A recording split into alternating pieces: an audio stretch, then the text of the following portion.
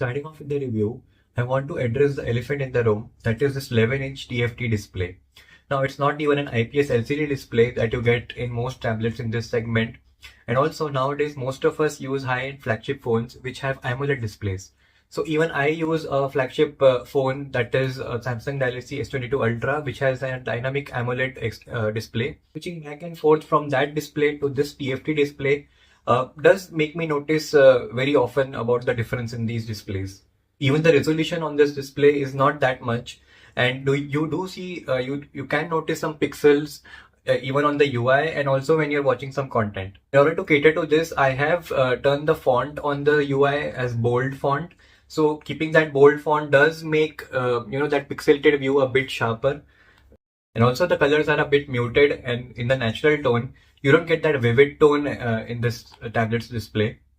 But one thing to notice is that a TFT display is more easy on your eyes. So you're less likely to have eye strain than an AMOLED display. Now everyone talks about the 90 Hz on this, which Samsung did a great job and everyone is applauding Samsung for that. But honestly, since it's a budget tablet and it has a budget processor, and I don't think the UI is tuned that well. So I usually don't notice even that 90 Hz display because the UI stutters every now and then. And also when you're in apps, sometimes the UI stutters. So the 90 Hz one, you do feel it sometimes, but not very often. So I would say that it's not really consistent. But bottom line is, does this display take away the immersive experience while watching content? No, it does not really. Because to be honest, on the streaming platforms, if you see by a fact that all the content which you see on streaming platforms is shot by gear that is actually certified for those streaming platforms. So the original quality itself is really good. So even if the display is not that sharp, you still get that immersive experience while watching content on streaming platforms. The only place where I notice this lack of sharpness is on YouTube, because on YouTube you can not go above and beyond 1080p. And YouTube is basically a raw platform where people just post content from whatever gear they use. And if you're used to watching 4K content on your mobile for those channels, you will notice a difference on this one. So I would suggest that go check it out in a store, because even in the store you can see the lack of sharpness, and on the UI itself, on the icons itself, you can see the pixels on the text. So if that bothers you, then you need to bump up to the S9 FE series or the flagship level S9 series. The next thing I want to address is the performance, because a lot of people have the question about performance when it comes to this device, because this is a budget tablet. So based on your use case, you cannot expect much from this tablet. So if your use case is light use like surfing the web or watching media, it does not include any professional usage or anything which involves video editing or even prolonged gaming, then this tablet is good enough. And surprisingly, while gaming, I was just surprised that even in some high-end games, I did not notice any stutters or lags, which really goes to say that the processor on this is a really good one. I think the only where I see stutters is on the UI, and that is because I think One UI with this tablet, at least it is not that optimized, I think, in my experience. So gaming experience on this has been really good for me, and especially if you're just a light and casual gamer, then this would be more than enough for you. Because if you're gaming just for about like 10 to 15 minutes and not too high-end games and not for long periods of time, then this tablet would be more than enough. But if you're a heavy gamer and if you expect that all the latest games should be supported on this and should play without any stutters, even like Genshin Impact and all those high-end games, then this tablet is not for you. The next thing I want to talk about is the design. I really like that tablets have come a long way when it comes to design, and they don't feel cheap or plasticky anymore. The design feels really premium. It's aluminum here and it's plastic here. But it does not feel cheap at all. It feels good build quality. I noticed that I just dropped it once and I have a dent here. So it's not that durable, but the feel wise, it does feel premium. The weight distribution on this tablet is also done really well. But yeah, prolonged usage might make you feel fatigue in your hands, and your hands might pain after prolonged usage. But for short usage, if you're using on a stand for some time, then it's really good. The weight distribution is done really well. It does not feel heavy on one side and light on the other.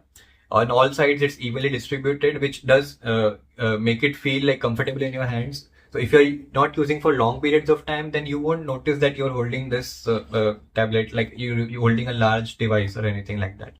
Now here I have the 8 gigs and 128 gigs version, because I think that when it comes to One UI, almost half of the UI gets eaten up by the OS itself. So on this 8 gigs of RAM version also, I see that almost 3 or 4 gigs is almost utilized by the OS. So if you go with the 4 gigs version, then you only have like 2 gigs of usable RAM. And even on this, I feel that even with the 8 gigs of RAM, some apps do load up. Like you can just open like at least 1-2 apps in the background. All of the other apps would load up back again. Like even in normal usage, this device does lag. So if you have multiple apps open, then you would need to close them because the RAM is not well managed. It does have expandable storage though, so you can use a micro SD card slot up to 1 terabytes. But do note that even on the Samsung website, if you see, it's only to store files. It does not allow to store apps. So if you want to use a lot of apps and don't want to install a lot of games or anything on this device, then you would need to go with the 128 gigs version, because 64 gigs is just not enough for internal storage. So the camera quality on this is just decent, and you would need to have ample of light if you do a lot of Zoom calls with your tablet. Now in my conclusion, this tablet actually really fits in the price segment that it comes with. So if you get a lot of discounts on this, then I think this is one of the most value for money products out there, because at that price segment you're getting a lot on this device, especially when it comes to the basic stuff. And tablets are at a place where they are not your primary devices, for at least for most people. There are some professional people which use tablets as their primary devices, and for them I would suggest not even to look at this tablet, because for them they should start from the iPad 10 Gen and go forward from there, because performance plays a very big role. And this one, even though it performs really well, it is not that reliable and consistent. So if you have a business, then you should definitely check out the iPad 10, or further than that, like iPad Air is there, and even iPad Pros are there. But if you want a tablet and if you want a large screen device just for light usage like surfing the web or watching multimedia content on OTT platforms, or if you want to buy it for your kid for some basic learning apps, then this tablet would be more than sufficient, considering in mind that the display on this does not cause that much eye strain, and also the performance, even though it's not that consistent and reliable, it's still more than good enough for basic tasks. So that's it. Do let me know in the comment section if you have any questions about this. Thanks. One thing I want to address about note taking is that if you want to use this device as a note taking device, you do not get an S Pen in the box, but you do get third party styluses which are very affordable. But I've used such styluses in the past, and it does not give that full experience of using a stylus basically.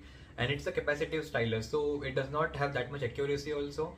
It will get the job done if you just want to scroll through the UI, or if you're doing some productive tasks and you want to just point it out and you just need a stylus for more convenience, then you can use that capacitive stylus, but not especially for drawing or coloring or note taking. So if you're an illustrator, or if you're just starting out as an illustrator, then you should go to the S9 FE series, because they come with the S Pen in the box, which is also a really good S Pen. It's not just a basic stylus. Of course, it does not support Bluetooth features, but that stylus is really, like, it gives the accuracy also, and does not have that much lag also. So the experience of using a stylus on that device would be much better on this one. So the experience of using a stylus on that device would be much better than this one.